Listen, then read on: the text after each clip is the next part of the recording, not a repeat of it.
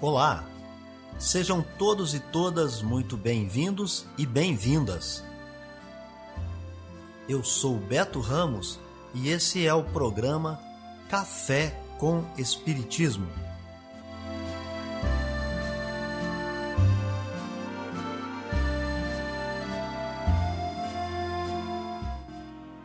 Um programa diário que aborda temas da filosofia, de conhecimentos gerais e de espiritismo. A verdade é o conhecimento que liberta.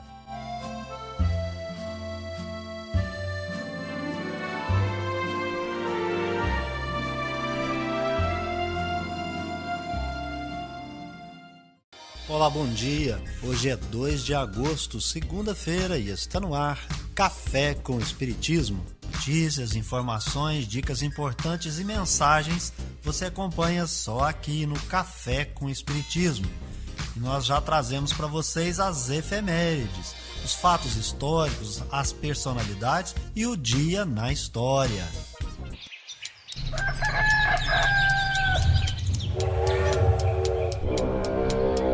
Dia na história. No dia 2 de agosto morre o cantor e compositor pernambucano Luiz Gonzaga, o Rei do Baião. É no dia 2 de agosto que nasceu a bióloga e política paulista Berta Lutz. Foi pesquisadora do Museu Nacional do Rio de Janeiro e esteve à frente de lutas pelo sufrágio feminino no Brasil. É personagem significativa da educação brasileira. Criou, há mais de 100 anos, a Liga para a Emancipação Intelectual da Mulher. No dia 2 de agosto, nasce o compositor e instrumentista pernambucano Juvenal de Holanda Vasconcelos, o Naná Vasconcelos. É também no dia 2 de agosto que há a fundação do Mercado Livre. No dia 2 de agosto, vemos a ascensão de Adolf Hitler a ser intitulado Führer da Alemanha. No dia 2 de agosto, temos o Dia Internacional da Cerveja. E é também nesta data, 2 de agosto, que há o fim da revolta dos Muckers, conflito entre representantes do poder estadual e integrantes de uma seita religiosa no Rio Grande do Sul. Viver bem. Dicas de como conviver harmoniosamente em todas as fases da vida. Para você que busca sua melhora individual, temos dicas de esportes, alimentação saudável, leitura edificante, hábitos espíritas e profissões. Viva bem e favoreça sua saúde física, mental e espiritual. Confira agora dicas de uma alimentação adequada e saudável. Faça dos alimentos in natura ou minimamente processados a base da alimentação. Predominantemente de origem vegetal, os alimentos in natura constituem a base ideal para uma alimentação nutricionalmente balanceada, saborosa, culturalmente apropriada e promotora de um sistema alimentar sustentável. Os alimentos in natura incluem variedades de todos os tipos de grãos, raízes, tubérculos, farinhas, legumes, verduras, frutas, castanha, ovos, leite e carnes. Evite o consumo de ultraprocessados. O consumo de ultraprocessados é desencorajado por diversos motivos. São nutricionalmente desbalanceados, favorecem o consumo excessivo de calorias, contêm aditivos industriais e excesso de gordura, açúcar, sódio, entre outras substâncias nocivas à saúde. São produtos como biscoitos doces e salgados, sucos em pó, refrigerantes, temperos prontos, embutidos, salgadinhos de pacote e guloseimas. E tem muitos outros, viu? Se você quer saber como identificar um alimento ultraprocessado, observe a lista de ingredientes na embalagem do produto. Em geral, a presença de 5 ingredientes ou mais classifica o alimento como ultraprocessado. Mas fique atento para aqueles ingredientes que trazem formulações industriais ou nomes desconhecidos. Notícias do Brasil e do mundo é aqui no Café com Jornal. A administradora de empresas, Bruna Lins, conta que decidiu adotar um cachorro durante a pandemia. A busca pelo pet, que começou nas redes sociais, virou amor à primeira vista logo no primeiro encontro. Eu peguei ele com 1 mês e meio e aí começou a nossa história de amor.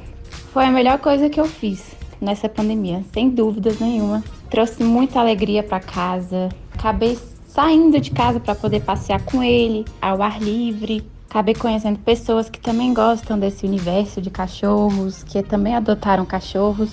Não foi só Bruna que resolveu adotar um animal de estimação na pandemia.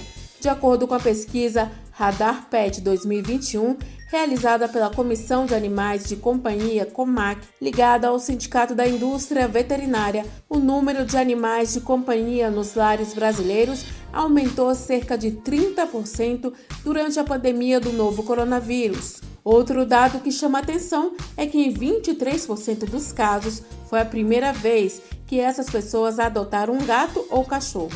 O médico veterinário Leonardo Brandão, coordenador da Comac, avalia que esse aumento pode ser explicado pelo período de angústia e incerteza que marcou o ano passado. Ao fato de que esse período de pandemia ele trouxe muita angústia, muita incerteza, e nós sabemos que os pets têm uma relação muito importante, o vínculo emocional que eles representam para todos nós. Isso não é um dado exclusivo do Brasil, a gente tem alguns dados de outros países do mundo também que houve um aumento do número de cães e gatos, né, dos pets em geral, dos lares das pessoas, e a principal razão que a gente entende realmente é o período de instabilidade emocional que a pandemia causou para as pessoas.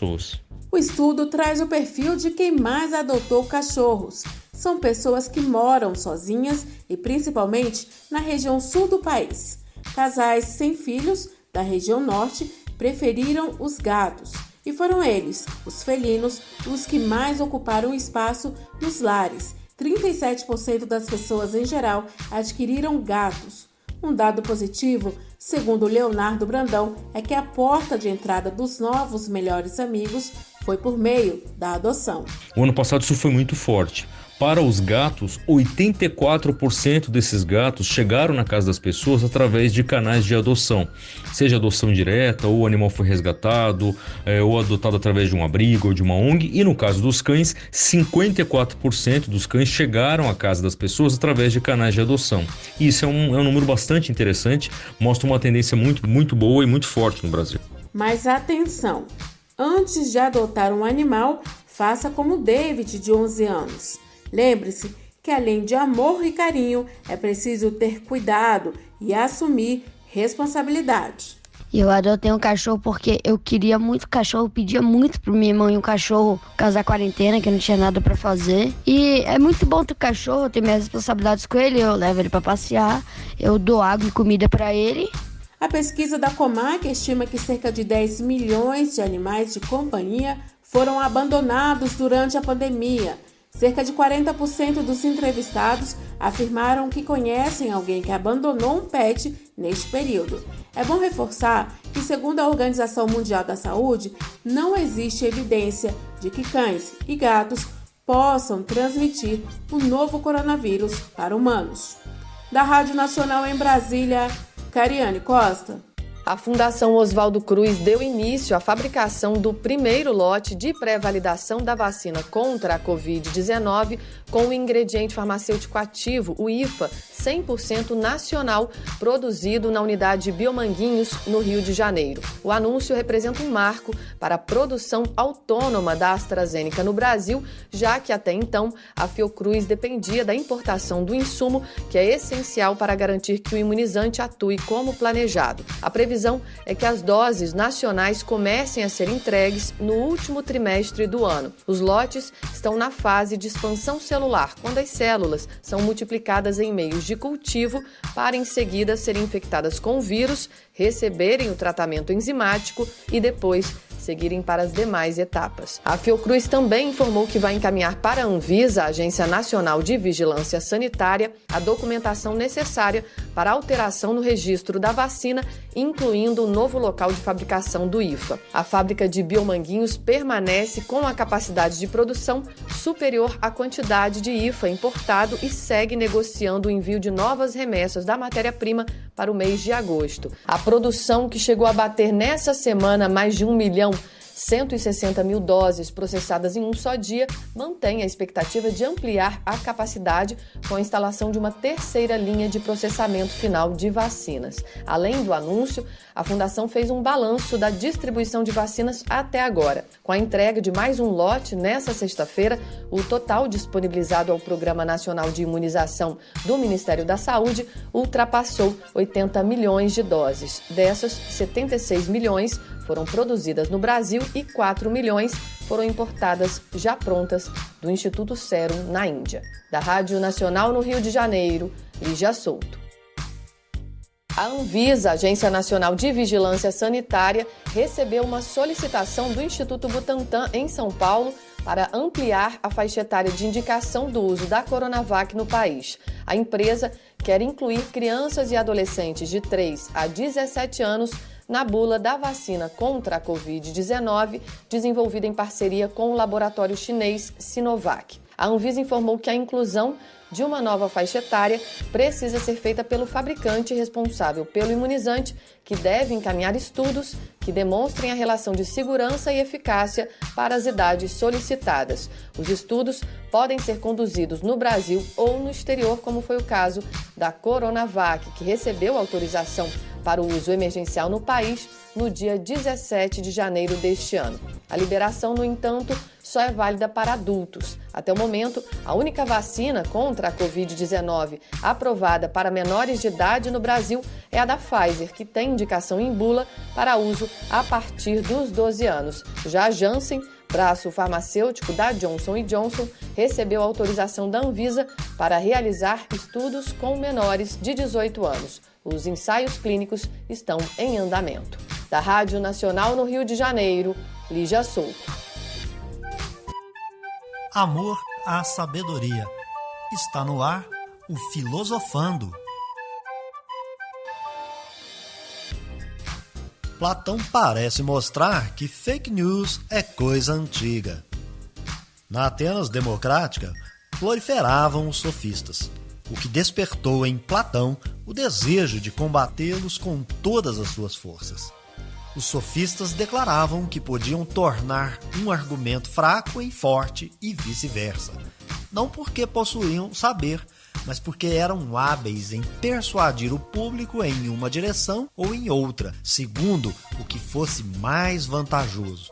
Protágoras, um dos representantes dessa tendência, declarou que o homem é a medida de todas as coisas. Platão combateu essa ideia, um subjetivismo radical, particularmente no que tocava às consequências morais. No seu lugar, Platão defendeu um saber objetivo, criado pelas próprias coisas, isento de manchas e interesses, inclusive a arte de governar. O conhecimento para Platão não é algo que criamos ou que de algum modo constituímos, mas é um reconhecimento das ideias que estão desde sempre em nós.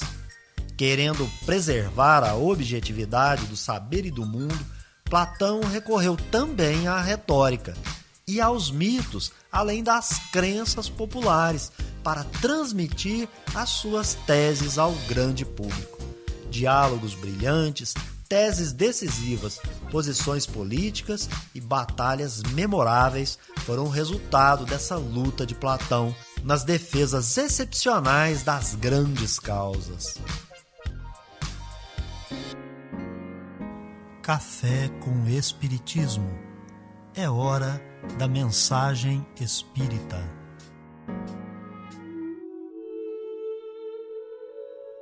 Olá pessoal, estamos aqui para mais uma reflexão sobre os instrumentos que temos para a nossa reforma interior.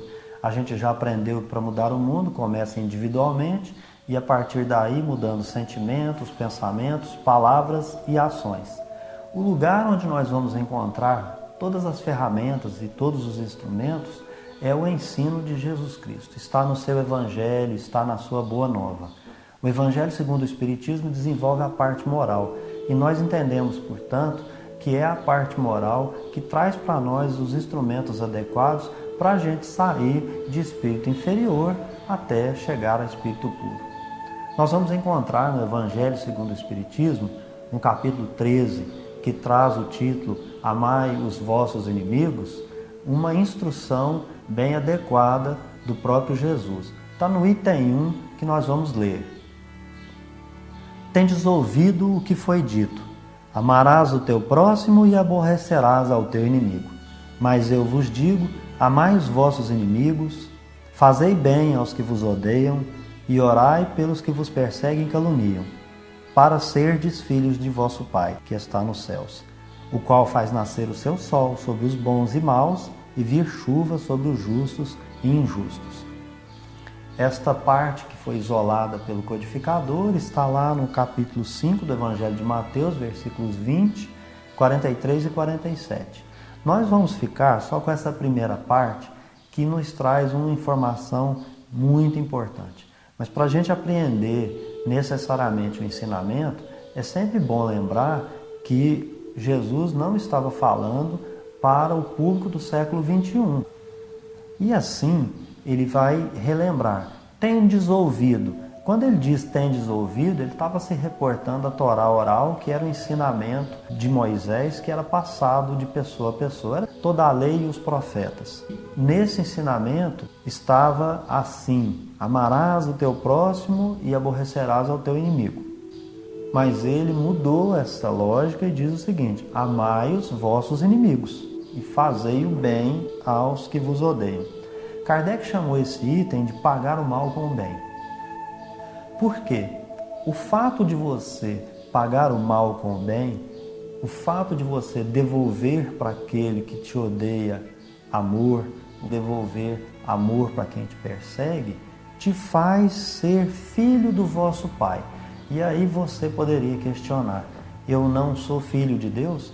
Porque quando, em algumas traduções, traz para ser filhos de vosso Pai, outras poderão trazer ser filho de Deus. Ser filho de Deus, naquela expressão idiomática, significava ser divino, a qualidade. Então, aquele que é filho da luz é um iluminado. Aquele que é filho de Deus, ele é divino. Portanto, para ser divino, você precisa praticar a lei do amor, indistintamente. Essa aqui é a ideia. O benfeitor Emmanuel, na obra Opinião Espírita, desenvolve esse tema e nos chama a atenção para a existência de tantas outras circunstâncias na Terra que não são somente aquelas que ele denomina de horas escuras, onde nós nos deparamos com o problema da existência, do abandono, da enfermidade, da privação material, enfim, tantos outros problemas. Ele vai nos chamar a atenção dizendo, o espírita sabe que existem outros problemas que são até piores. Problemas piores do que uma doença. E que esses problemas não ficam tão aparentes porque eles estão ocultados por dias que têm a cara de ser dia feliz, mas que na verdade não são. E esses sentimentos ali que estão encobertos, que estão anestesiados por ilusões, eles vão jogar aquelas pessoas, aqueles indivíduos nas sombras. Portanto, esses indivíduos que estão iludidos com essa aparência de felicidade material, onde o seu sentimento verdadeiro de moral, enfim, está anestesiado, ele vai dizer que essa pessoa vai escorregar. E ela precisa da nossa solidariedade. Mas ele avança e vai dizer, estas mesmas pessoas podem estar nos fazendo mal, puxando seu tapete no seu trabalho, falando coisas que você não tem condição de aplaudir, ideias que você não tem condições de compartilhar, e ele vai dizer que você, mesmo não podendo aplaudir, não podendo sorrir, você não deve e não pode apedrejar, e que sim, você tem que ter uma atitude positiva em relação a essas pessoas. Ele vai esclarecer que Jesus não nos recomendou festejar os que nos apedrejam a consciência tranquila e nem nos ensinou a arrasá-los. Mas, ciente de que não nos é possível concordar com eles e nem tampouco odiá-los, exortou-nos claramente, amai os vossos inimigos, orai pelos que vos perseguem e caluniam. E é assim que Jesus nos ensinou, que um movimento positivo de solidariedade para essas pessoas que por ora não estão enfermas, que por ora não estão privadas materialmente, que por ora não está aflita com a existência, que elas merecem a nossa oração. É possível sim amar o inimigo e ampará-lo por meio da oração, mas não só porque você vai auxiliá-lo positivamente com o sentimento que você está emanando para ele, mas é que você vai criar em torno de si mesmo uma psicosfera que vai ser como uma couraça que vai te proteger até daqueles sentimentos negativos, daquele ódio, daquelas pedras, daqueles julgamentos desnecessários ou daqueles males que ele está praticando em relação a você ou alguém que você ama.